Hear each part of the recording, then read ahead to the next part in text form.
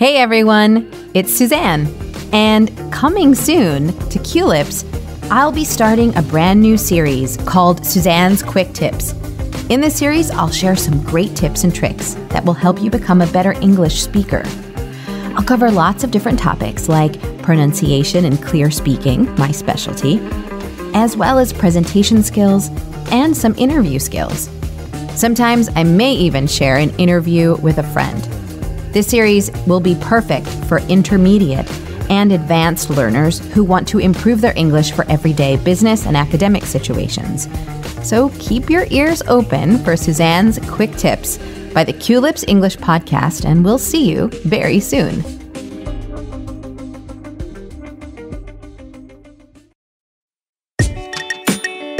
Hey everyone, my name's Andrew.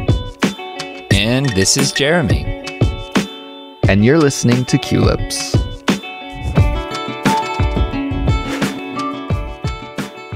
Hello everyone, welcome back to another Chatterbox episode. Guys, if you don't know what Chatterbox is, it is the Culips series where we have completely natural English conversations and we don't really adjust our speaking too much at all.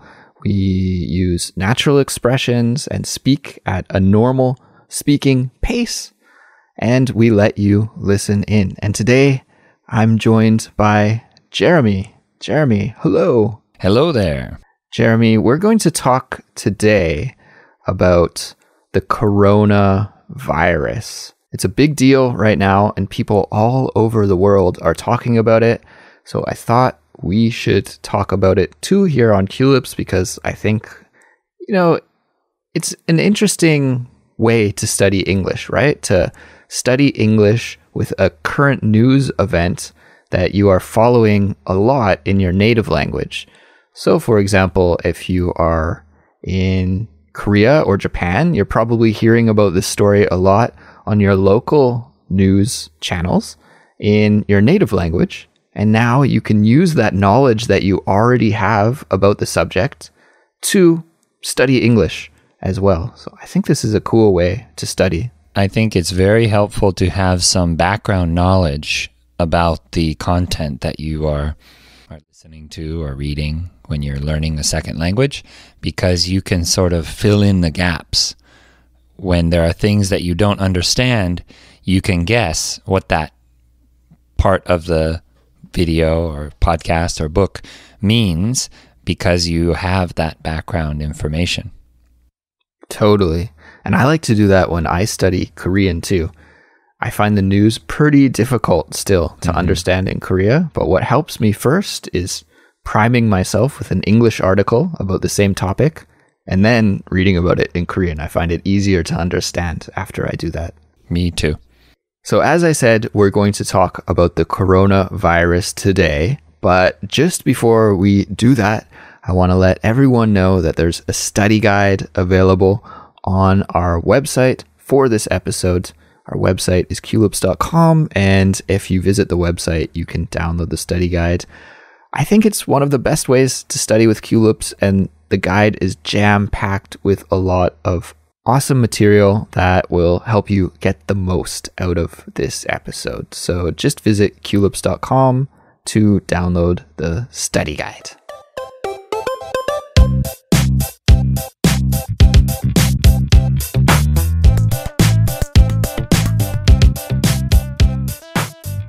So basically, Jeremy, recently, I guess maybe it was in late December or early January, a new kind of virus sprung up in the city of Wuhan in China.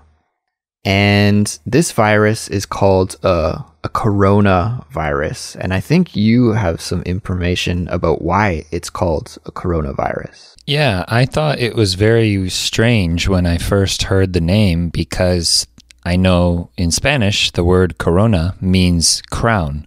Right. So like a crown on a king's head or something like that. Mm-hmm. So I thought maybe it was because the virus affected your head and it felt like a head cold or something like that. But I looked it up, and I guess it's called a coronavirus because the actual virus under a microscope looks like a crown. So when you take this virus and you put it under a microscope, it looks like a crown, hence the name coronavirus. Okay. And a coronavirus is a type of viruses or a family of viruses. The Wuhan coronavirus is one version of a coronavirus, so there have been others in the past. Right. And when you catch this virus, the symptoms that you experience are very similar to a cold and flu.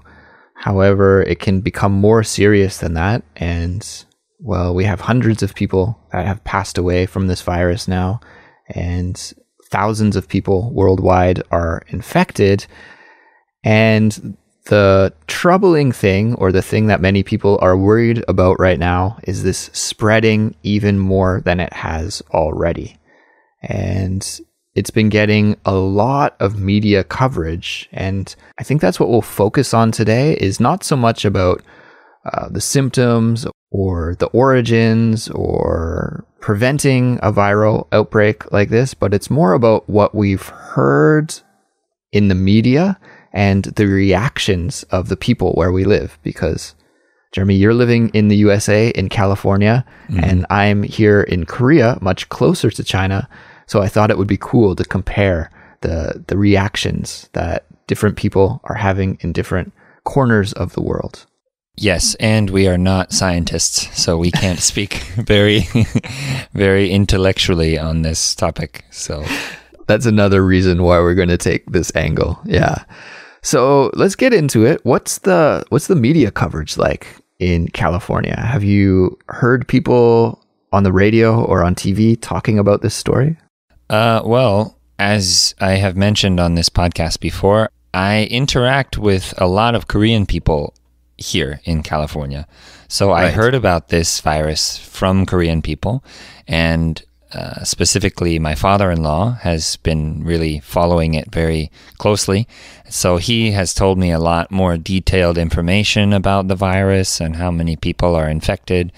But I heard that there was a fake news story in this area saying that there were 3 people who got infected at a hospital nearby, very close to my house, actually. And my father-in-law works across the street from this hospital, so he was very worried. Wow, yeah. And then it came to light that this news story was fake. It was fake news.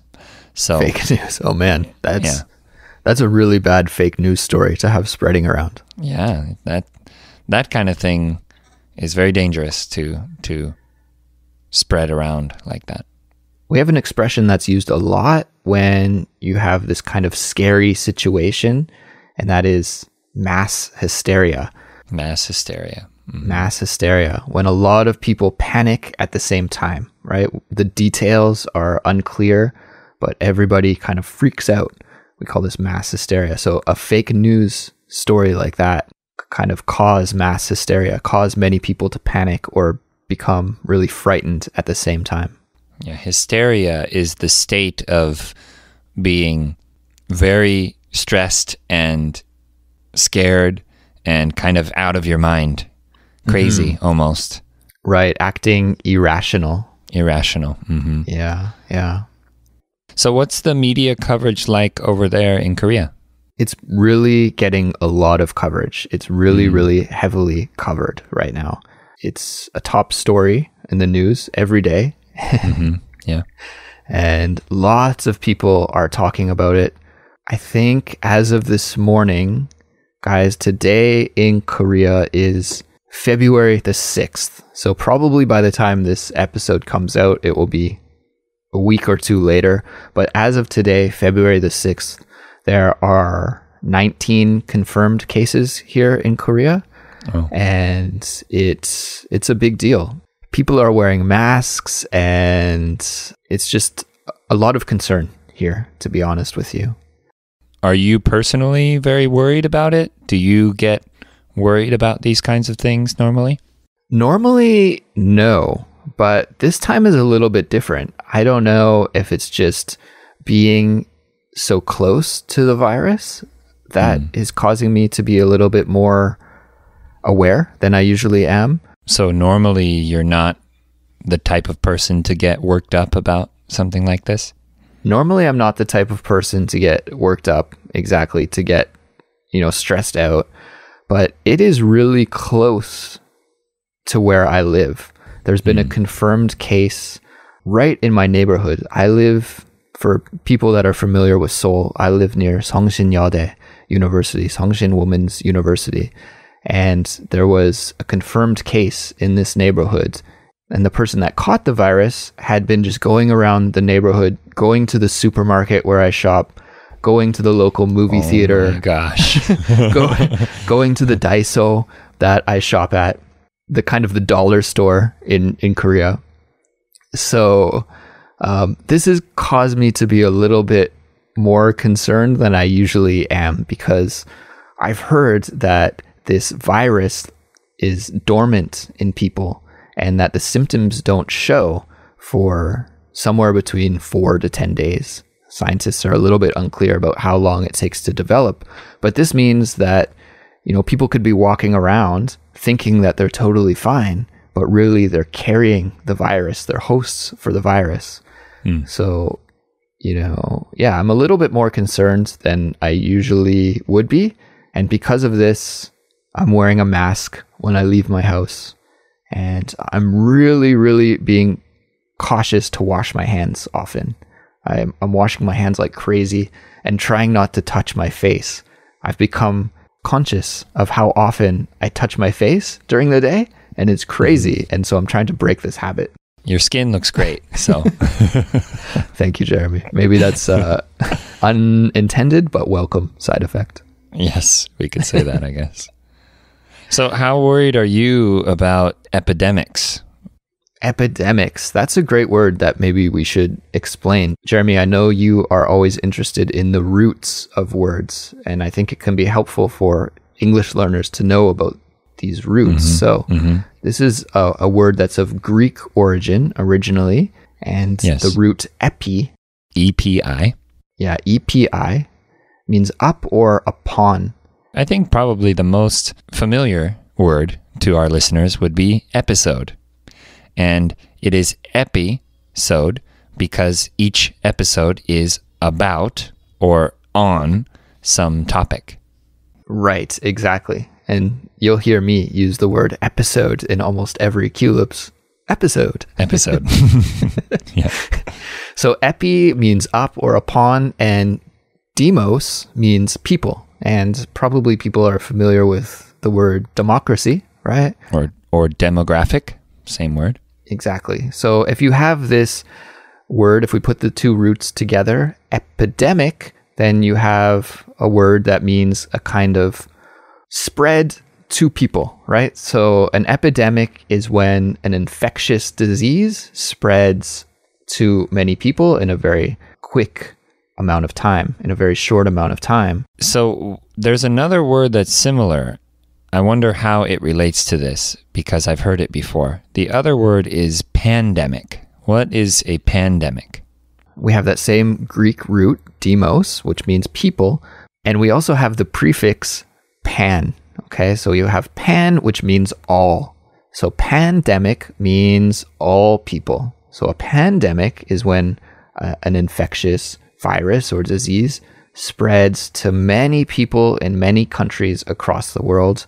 And I think we could consider coronavirus a pandemic because it has now spread to many countries across the world and is spreading very rapidly to many people. So the difference between epidemic and pandemic is that epidemic spreads to many people quickly. So it has an element of speed in there. Whereas pandemic is talking about how widely it has spread. That is exactly right. I think that's the key difference. Like panorama, for those who know the word panorama, it's a long picture, kind of meaning a picture of everything or all of the things that are there. So to pan. Yeah. We also use the word pan when we're talking about music, right? You can pan an audio signal from your left speaker to your right speaker. Oh, yeah. So Jeremy, I talked a little bit about how I've changed some of my habits and routines temporarily while this virus is happening, so make sure that I don't catch it.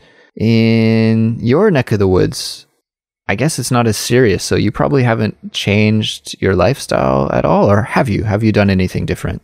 Not really. I think that in Korea, I know this because I lived there.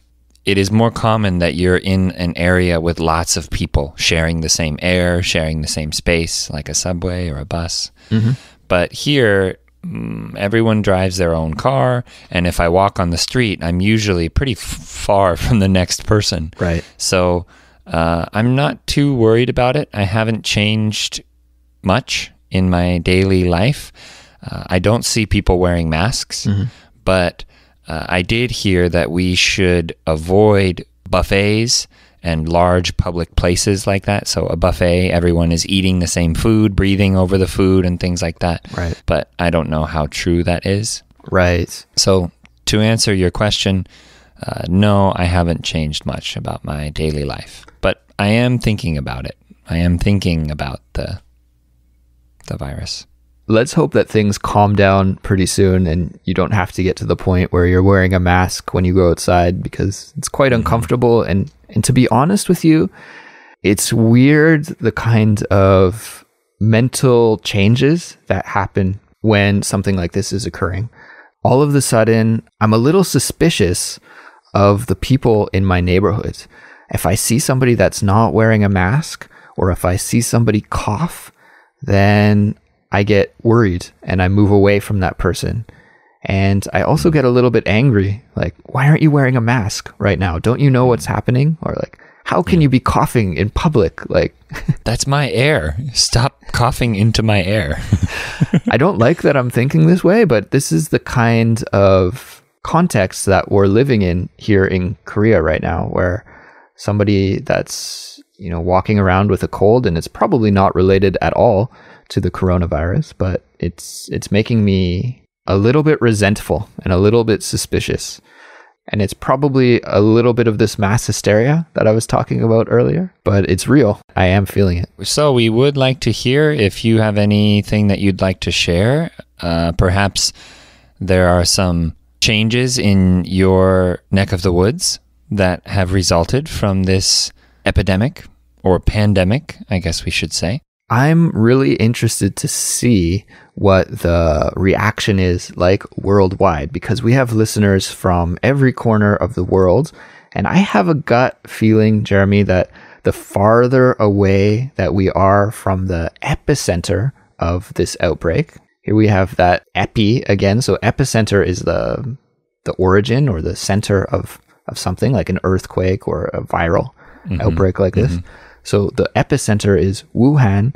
And I think the farther you get away from that city in China, probably the less coverage there is in the media and the less hysteria there is. I think that would probably be true, but I think we'll have to ask our listeners to see what they have to say.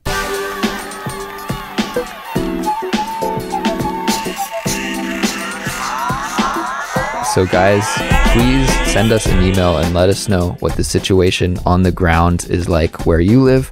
Our email address is contact@culips.com, and we would love to hear from you. As well, you can visit us on social media. We are everywhere on social media, on Twitter, on Facebook, on Instagram, and on YouTube. We're probably most active these days on YouTube and Instagram. So if you'd like to stay up to date with all of the news here at Culips, please follow us on social media, and you can do that. I think that's it for us for now. We'll be back soon with another Culips episode, and we'll talk to you then. Stay safe, everyone, and goodbye. Bye, everyone.